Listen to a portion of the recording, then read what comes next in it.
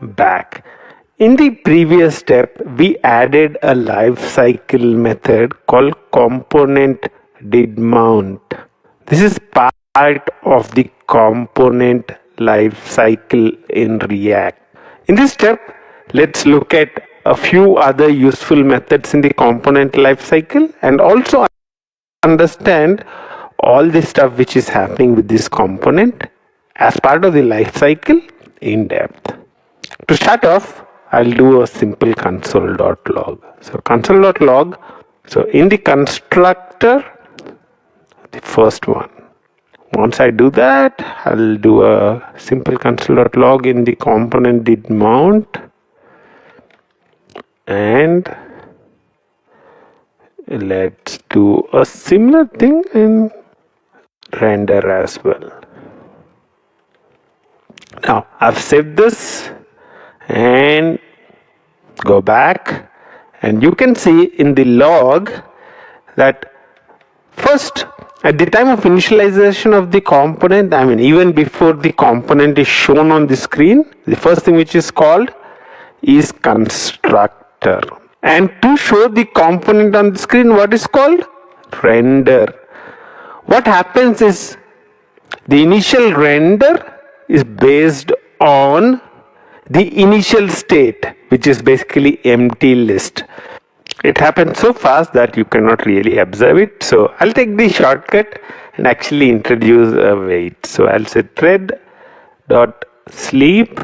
and I'll say 3000 milliseconds. I'll make it sleep for a few milliseconds. I'll say add throws, control 1 add throws, and this makes the service happy. That's cool. I can go back and refresh the page, and now you can see that I can see the empty stuff. So initially I see the empty, and after 3 seconds the render happen. What's happening there? What's happening here is at the time of the load of the component, first thing that would be called is the constructor, obviously, right? That's the class constructor. What happens next is immediately the render is called. The render uses the initial state, whatever is present, and the component loads up on the screen. Once the component loads up on the screen, that's basically called mounting, the component did mount method gets called. So constructor, render, and after that the component did mount method would be called, and the whole thing happens.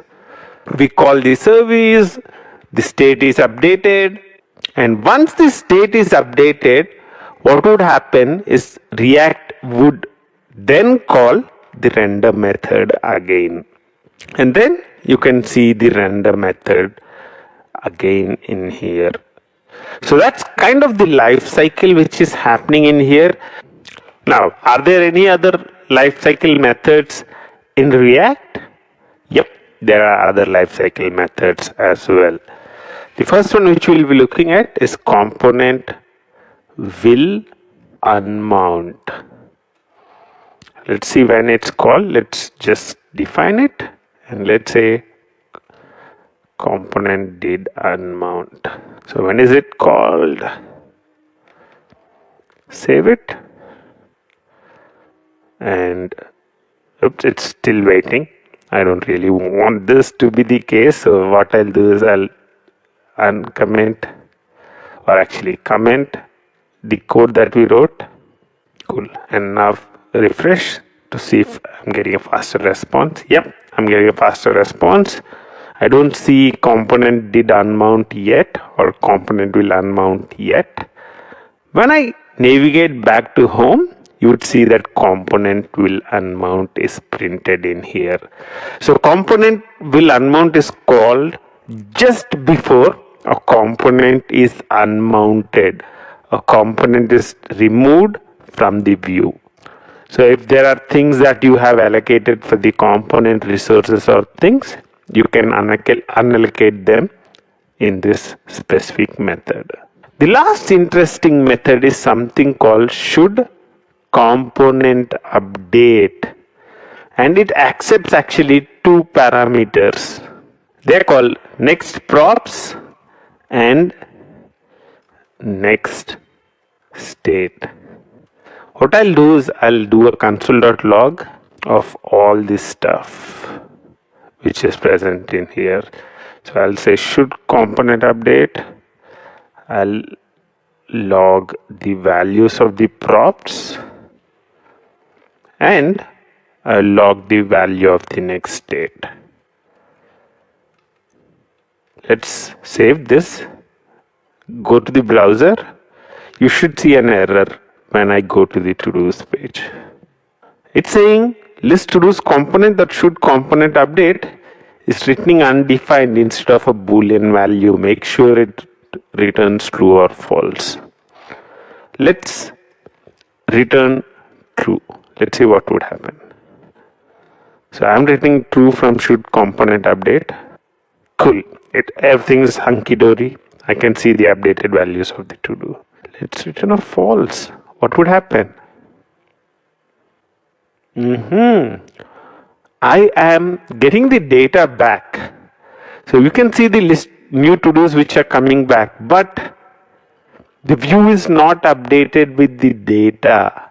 What's the magic that is happening?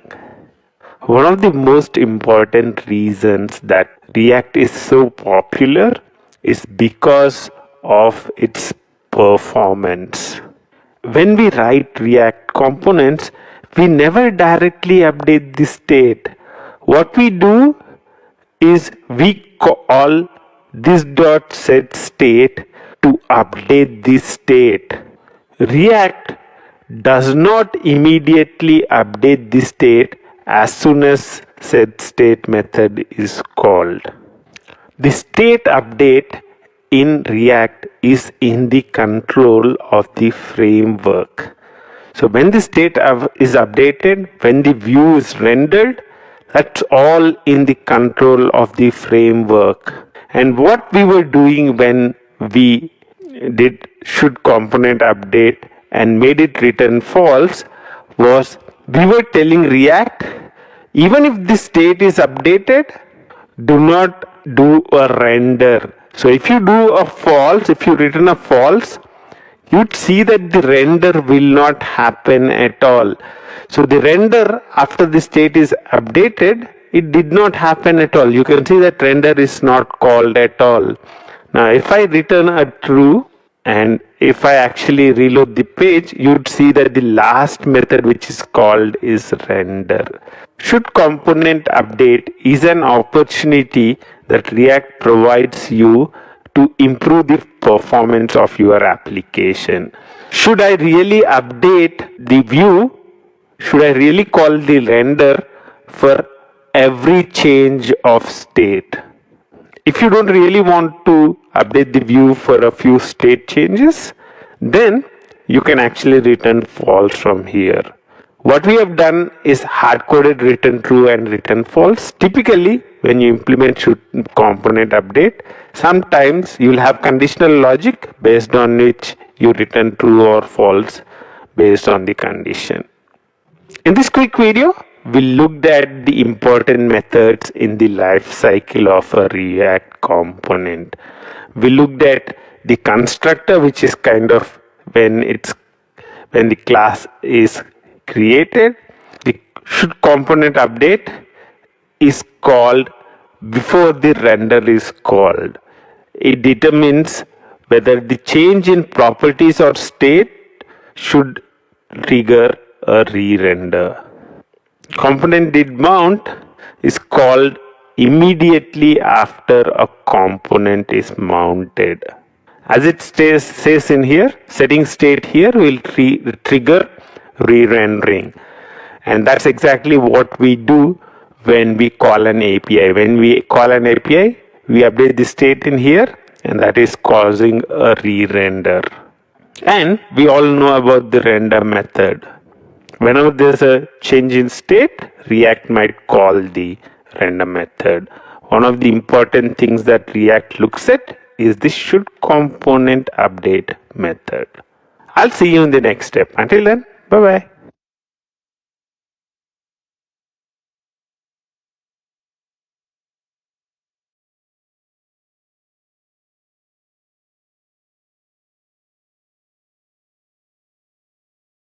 Welcome back.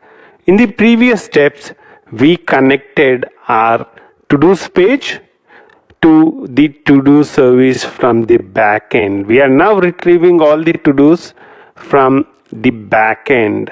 So if you go to the back end and make a change like this, so let's say learn about microservices 2. If you refresh the to-dos page again, you'd see, home to-dos. You'd see the new data getting reflected. In the subsequent steps, let's focus on adding more features to our page. Let's add delete, update, and add to-do features. Let's start with adding the delete feature in the next few steps. To be able to delete something, you'd want to have a service exposed. What's the URL of the delete service? We have already decided that. Delete /user/username to-dos and the ID of the to-do. So let's just modify this a little. So let's make this something like this. Where do we need to create this? You need to create it in the to-do resource. So let's go to the to-do resource. What I'll do is I'll paste this in. What we want to do is we would want to create a delete method. Before we create a delete method in the resource, we need a delete method in the hard-coded service so that we can call it and delete the to-do. Let's quickly create a to-do delete method. Public. Let's say we return the deleted to-do back. So it would return the to-do back. If we did not find that specific to-do, we'll return null back. So I'll say delete by ID and pass the ID in. So long ID, that's the ID which we want to pass in, and we would want to delete the ID with this particular specific ID. So let's say to do is equal to find by ID and ID. We'll create a method called find by ID very soon, and what we can do is to-dos dot remove the to-do which is found. We don't really have the find by ID method yet, and the other thing is to-dos dot remove uses the equals method. We don't really have a equals method defined on the to-do, so let's go ahead and define it. So you can do a right click, generate source, generate hash code and equals. And let's use just the ID. So I'll use just the ID to compare. If IDs are same, then the to-do is same.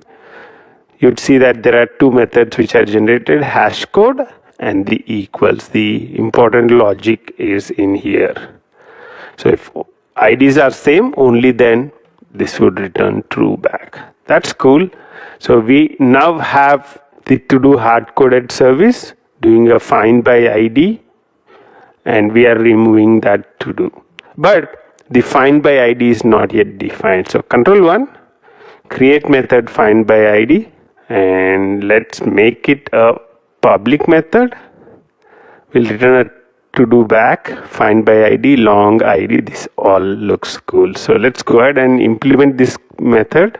It should be simple iteration, right? So for to-do, let's iterate through all the to-dos, and if to-do.id is equal to to-do, is equal to ID.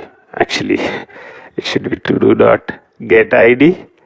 If that is equal to ID, then return the to-do back.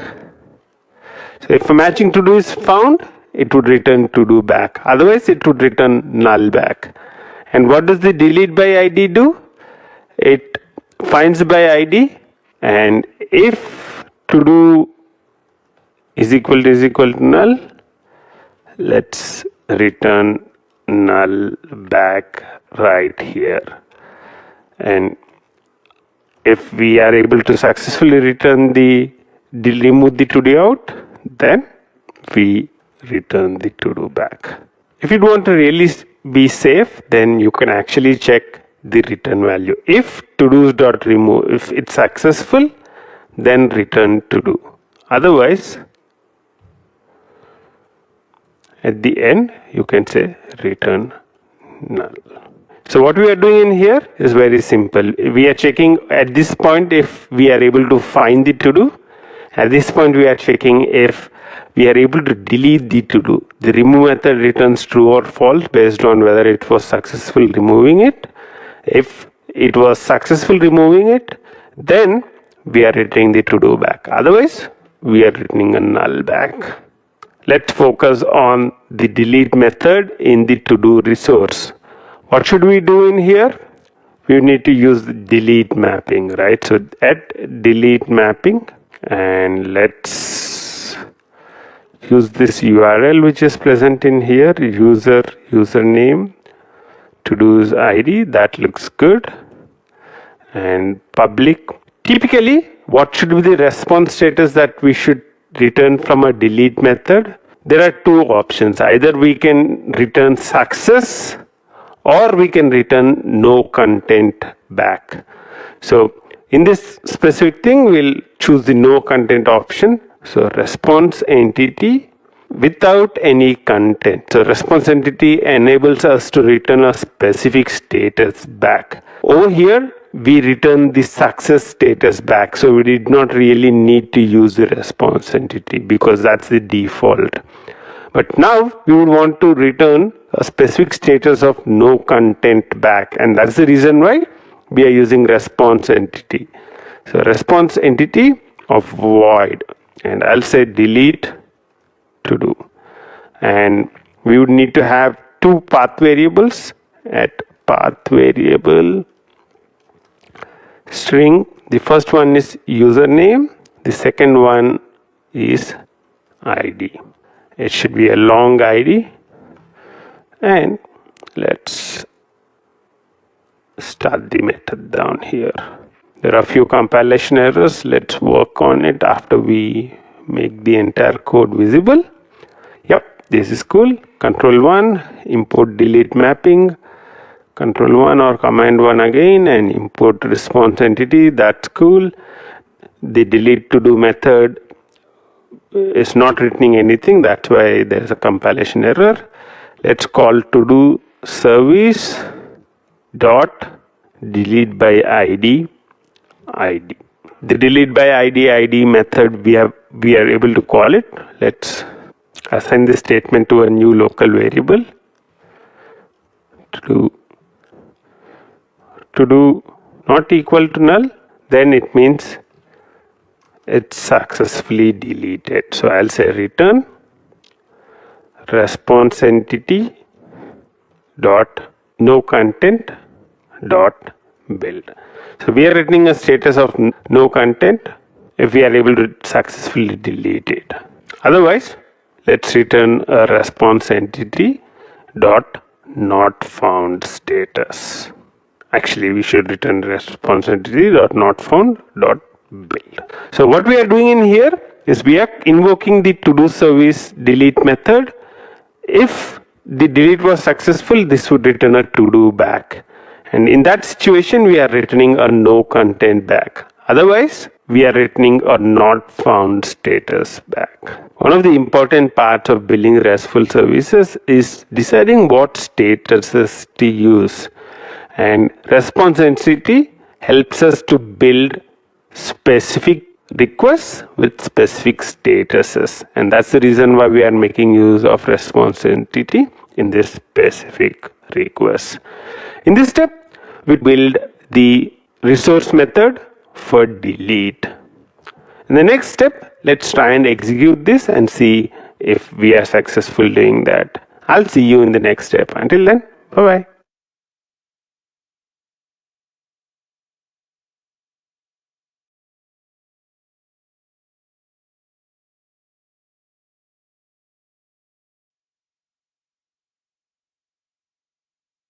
Welcome back. In the previous step, we created the delete method for the to-do resource. In this step, let's try and execute it. What we'll do is we'll use a REST API client called RESTlet. So if you search for RESTlet client, REST API testing, you should find a Chrome plugin of this kind. Go ahead and install this. I've already installed this, that's why you would see the remove from Chrome. But if you have not installed it, then you would be able to see the install button, which you can use to go ahead and install it. And once you install it, you'd see an icon like this. If you don't see an icon like this, then you can click this and you should see an icon down here somewhere. So it's this blue color icon which you see in here. And once you click this, it would open up the RESTlet client. The first page, it's taking a while to load up the first page. If this is not the first page you are seeing, then you would be able to do a skip. You don't really need to create an ID to be using this. So on the previous page, you'd be able to skip it and directly come into this specific thing. What we want to do is we would want to be able to execute a delete request, and the URL is localhost 8080 user in 28 minutes to-dos / the ID of the to-dos that you would want to delete.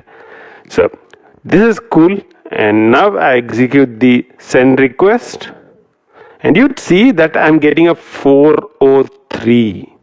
When you look at the statuses, it says 403 forbidden. The reason why this request failed is because what the RESTlet client does is it sends the origin as this specific URL. So it sends the origin as this, and if you look at our specific configuration, we only allow requests from this specific origin. So let's configure an origin header. So the way we can do that is by saying origin, and we can specify the URL as 4200. And now if you do send, you'd see that the response is 204. 204 is no content, and that's cool. That means our request has executed successfully. And now if you go to the to-dos application, go to the home page and come back to the to-dos page, you would see that our to-do is deleted. One of the important things that you need to remember is each time this application is restarted, that means every time you make a change in this application, it's restarted, and every time it's restarted, you'd see that the data would refresh. The data from the hard-coded service would be refreshed. So each time what would happen is when I go to the home and to-dos, you'd see the data completely again. In this quick step, we focused on executing the delete request. In the next step, let's enhance our UI to be able to execute the delete request. I'll see you in the next step. Until then, bye-bye.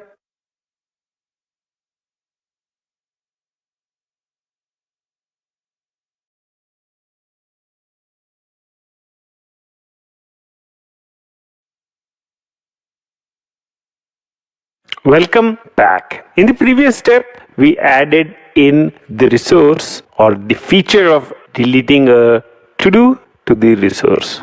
In this step, let's connect it from the front end. We'll add a delete button here, and when the delete button is clicked, we'll try and delete that specific to-do. How do we do that? Let's look at it right now. Let's go to the Visual Studio Code. Let's get to our component, and let's add another th.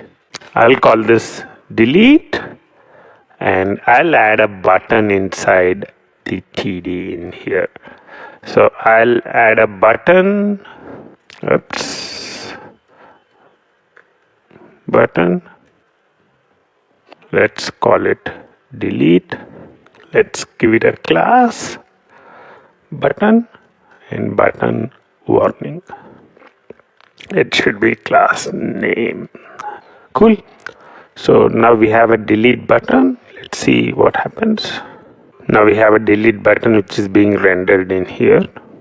On click of this, what we would need to do is we would need to call the delete method in the API backend. How do we do that? Let's go to the to-do service and create a new API method in here. So retrieve all to-dos. I'll call this delete to-do. And to delete a to-do, you need two things, right? So one is name and the other one is the ID of the to-do. So which user and what to do. So I can now say $ID. So this is the URL. The URL is very simple, right? So you have the same URL as this. At the end, you add the ID. However, what we want to do is not get, but delete. So axios.delete HTTP localhost 8080 users, the name of the user, to-dos /ID. So this is very easy to create. And now in the list to-dos component, what we want to do is we want to define a method which is to be called. What I'll do is I'll call this delete to-do clicked. And able to delete a to-do, we need to receive a parameter, right? We need to be able to get the ID of which to-do was deleted. So let's see if we can get the ID. So to-do.id. We already know how to get the username. So username, I can get it from the authentication service. And now I can call the delete method. Before I call the delete method, let's do a simple console.log of ID, username, just to make sure that we have everything covered. So I'll just say ID plus space plus username. Let's bind this method quickly. So inside the constructor on the last line, I'll do the binding. This dot delete to do clicked is equal to this dot delete to do click dot bind this. What we would want to do on the click of the button, we would want to invoke that specific thing, right? So on click, you would want to call that method. So is this the way we do that? So braces this dot delete to do click. Is this sufficient? The thing is, the delete to ID expects a parameter. So I cannot do just this. What I would need to do is I would need to actually do a arrow function in here.